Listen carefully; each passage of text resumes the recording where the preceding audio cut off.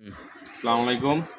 অনেকেই আছে শাড়ি কীভাবে সেলাই করবে জানে না। একটা মানুষ 3 থেকে 4 হাজার টাকা দিয়ে 5,000 10,000 টাকা দিয়ে শাড়ি কেনার পরে শাড়িটা আপনাকে সেলাই করতে দেয় কাঁচা, আপনি এবড়ো থেবড়ো করে বড় মোটা করে চিকন করে সেলাই করে দেন। এটা তো হবে না। তো আজকে দেখাচ্ছি কীভাবে সুন্দর করে একটা শাড়ি সেলাই করবে। প্রথমে শাড়িটা সুন্দর করে সোজা করে আপনি এটাকে সিজারিং করে নিতে হবে। সিজারিং করে নিয়ে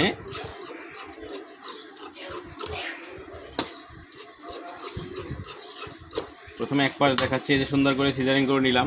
তার যত্ন নিয়ে সেলাই করতে হবে। একটা শাড়ি সেলাই যদি আপনি 50 টাকাও চান, কাস্টমার আপনাকে দিচ্ছে, হ্যাঁ, তারপরে আপনি কেন এটা অন্যার মতো বা অন্য কিছুর মতো বর্ডার দিয়ে সেলাই করবেন? প্রথমে একটা চিকন সেলাই দিয়ে নেবেন সুন্দরের জন্য। একেবারে চিকন একটা হ্যাম দিয়ে নেবেন এভাবে।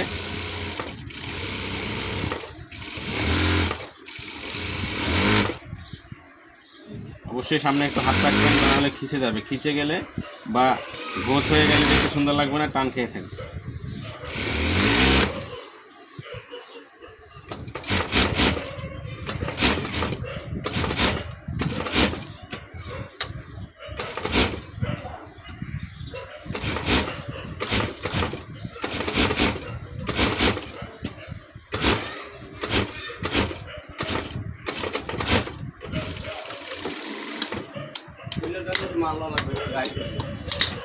সৌন্দর্য সবসময় সুন্দর থাকতে হবে। মানুষ টাকা পয়সা দিয়ে পোশাক সেলাই করতে আসতে আপনার কাছে আসে সুন্দরের জন্য। আপনি যদি অসুন্দর করে দেন তাহলে আপনি তো দীর্ঘদিন কাস্টমার পাবেন না। এই জিনিসটা একেবারে চিকন হ্যাম হতে হবে, যত চিকন করা যায়।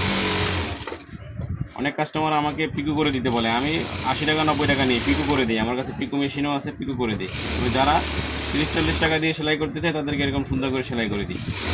কিন্তু অনেক কারিগর বা অনেক দর্জির কাজ দেখি প্রায় সময়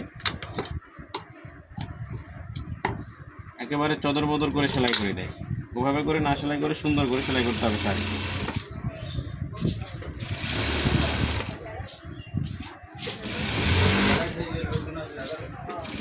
শাড়ি সেলাই করা অনেক সময় 50 টাকাও নেই। তো 30-40-50 টাকা একটা শাড়ি সেলাই নিয়ে অনেক সময় আছে শুধু মাত্র একটা সাইড সেলাই করতে হয়, এক সাইড এম্ব্রয়ডারি পাইট থাকে। তাহলে আপনি এতগুলো টাকা নিয়ে জিনিসটা সুন্দর করে সিলাবেন না। এই যে কত সুন্দর স্মুথ হয়েছে। আর একটা সাইড, এখন দ্বিতীয় সাইডটা সেলাই করে দিচ্ছি।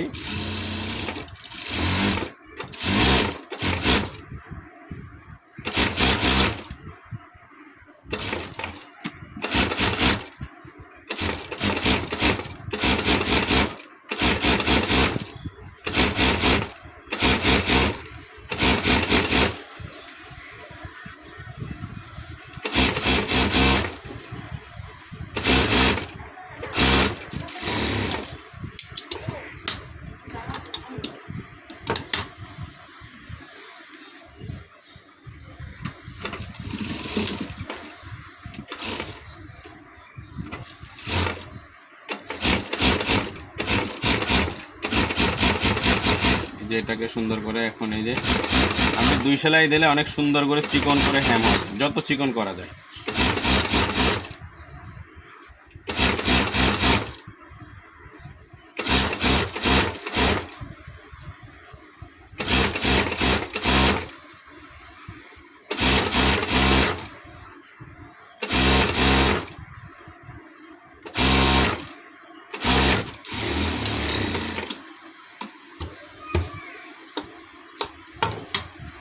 জি, ধন্যবাদ।